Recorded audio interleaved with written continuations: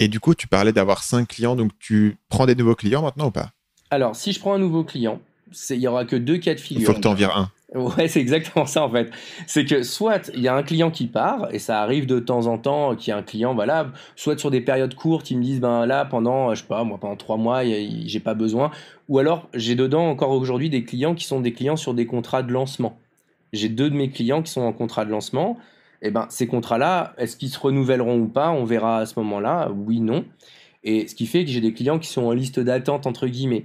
Mais bon, ça tombe bien, le fait de travailler comme ça par période, le fait de travailler, si tu veux, en mode récurrent, mais quand même avec des périodes de 3, 6 ou 12 mois, fait que ça donne une forme de visibilité. Parce que ça me permet de dire à un client, bah écoute, j'ai un contrat qui se finit en septembre. En septembre, je peux te dire, est-ce que ça te va d'attendre ou non jusque-là? Et en général, ça marche plutôt bien.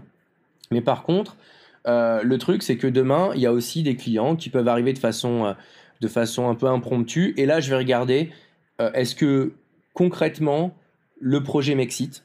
Tu vois, il y a le maire, par exemple, ça a été un truc que j'ai ajouté, mais ça m'excitait tellement de travailler sur une campagne électorale. Tu vois, c'est tellement autre que je me suis dit, forcément, enfin, j'ai envie de le faire. Et si tu veux, voilà, aujourd'hui, je serais prêt à accepter des trucs comme ça, mais dans l'absolu, on va dire qu'aujourd'hui j'ai le luxe de choisir vraiment mes clients et d'être ultra sélectif. Et puis si ça rentre pas, ça colle pas, ce qui arrive régulièrement parce que à côté de ça, tu me demandais comment le grand public, par exemple, je travaille avec le grand public, j'ai aussi une newsletter très fouillée, une newsletter chaque lundi à 6 heures du matin, elle est publiée. Et cette newsletter-là, c'est mon axe de relais avec on va dire, les plus débutants et les gens qui me suivent comme ça.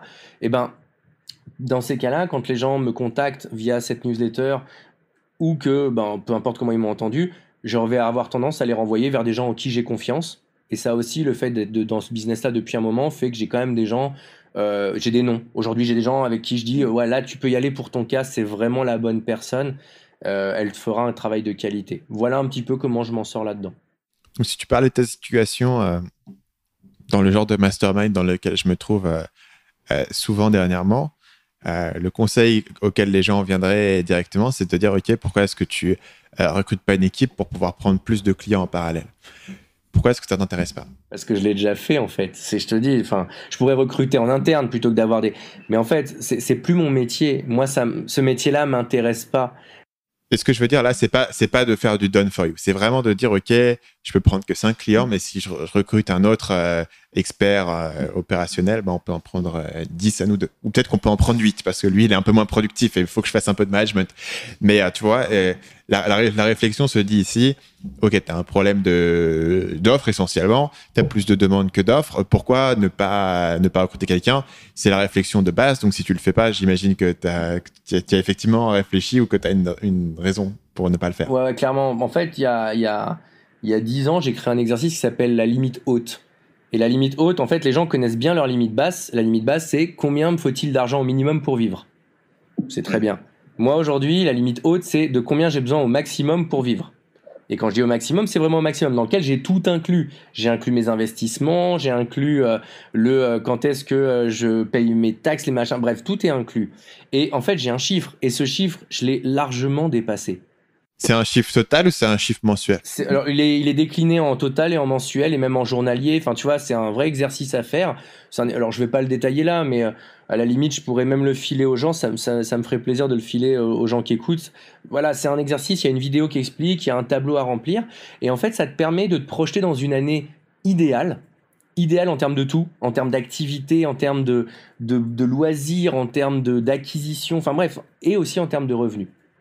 Et donc, si tu veux, moi, ce chiffre, je l'ai atteint il y a déjà plusieurs années. Et aujourd'hui, mon jeu préféré, c'est de, sans jamais menacer ce chiffre, d'arriver à diminuer le nombre de jours qu'il me faut pour l'atteindre.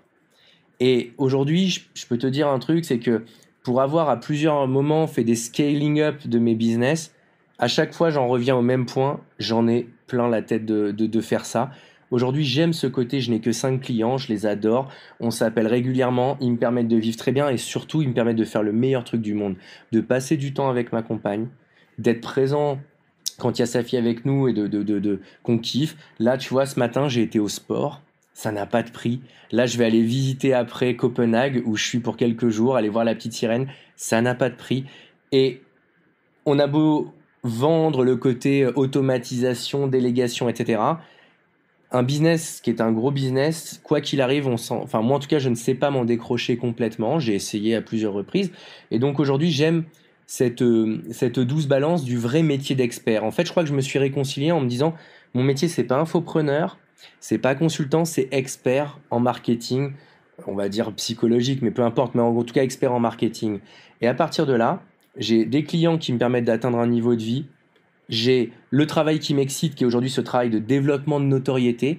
Mais le côté gros patron d'entreprise, entrepreneur, etc., ça fait 18 ans que je fais ça et aujourd'hui, ça m'excite beaucoup moins et j'ai plus ces ambitions-là. Voilà. Et pour le coup, je suis très serein de plus les avoir. À une époque, j'étais complexé parce que j'étais dans la cour des grands, tu sais, le côté oh, tu devrais faire ça, machin, scale up.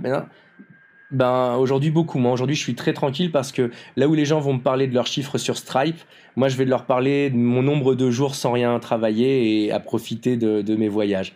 Tu vois, c'est une autre recherche. Et je pense que c'est aujourd'hui la première question que je pose aux gens qui se lancent dans le business que je rencontre. C'est au service de quoi tu le fais? Et moi, quand j'étais petit, je garde cette phrase, je la garderai toujours. Quand j'étais petit, j'avais qu'une seule envie, c'est d'être en vacances tout le temps. Donc aujourd'hui, j'y suis peut-être pas encore, mais je suis dans ce qui s'y rapproche le plus. Et les jours où je suis pas en vacances, je vais bosser avec une banane dans le ventre qui est extraordinaire.